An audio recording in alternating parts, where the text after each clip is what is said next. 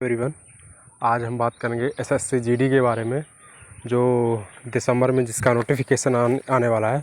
और इस बार बहुत ज़्यादा वैकेंसी आने वाली है, लगभग 80,000 प्लस वैकेंसी आएगी। तो मेरे प्यारे दोस्तों, बिल्कुल इस बार मौका जाने नहीं देना है और नौकरी बड़ी आसानी से आएगी एसएससी जीडी की। आप समझ सकते हैं कि जब 26,000 वैकेंसी तो कितनी कट ऑफ है। और पेपर बिल्कुल इजी आता है, इजी टू मॉडरेट आता है। केवल जीएस थोड़ा दिक्कत देती है, इसके अलावा मैथ, रीजनिंग, हिंदी तो बिल्कुल इजी आती है। ठीक है, तो मैं अपना एक्सपीरियंस शेयर करूँगा कि मैंने कैसे एसएससी जीडी को पेपर क्रैक किया है। और जबकि मैंने ज़्यादा ध्यान भी नहीं दिया था एसएससी जीडी पर, क्योंकि मैं एनटीपीसी की तैयारी कर रहा था।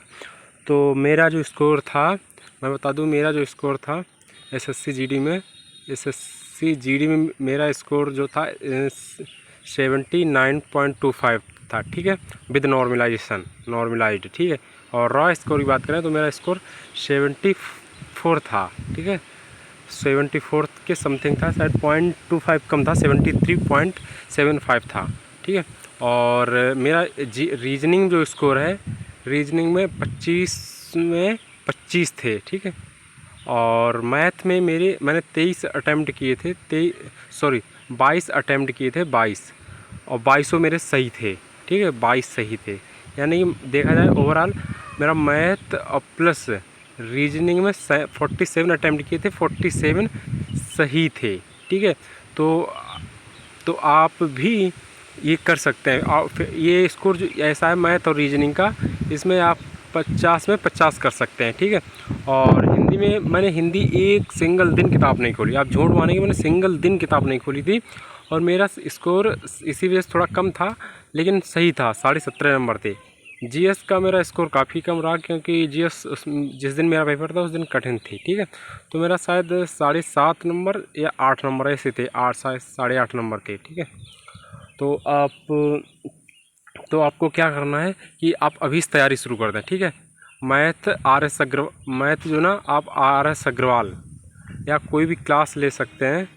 ठीक है, आप कोई भी क्लास ले सकते हैं। ठीक है, मैथ की, और RS अग्रवाल की किताब से प्रैक्टिस करना शुरू कर दीजिए। अरिहंत की मैथ शुरू कर दीजिए। ठीक है, अरिहंत की रीजनिंग के, और लूसेंट की जीएस केवल लूसेंट की पढ़नी है। ठीक है, लूसेंट की पढ़नी है। ठीक है, लूसेंट की। इसके अलावा एक एसएससी की प्रीवियस ईयर आती है ब्लैक बुक करके। ठीक है, ब्लैक बुक क्यों मैथ्स वालों की, ये ले लेना आप। ठीक है, और इससे से प्रैक्टिस करना, इसके अलावा कुछ भी मत करना।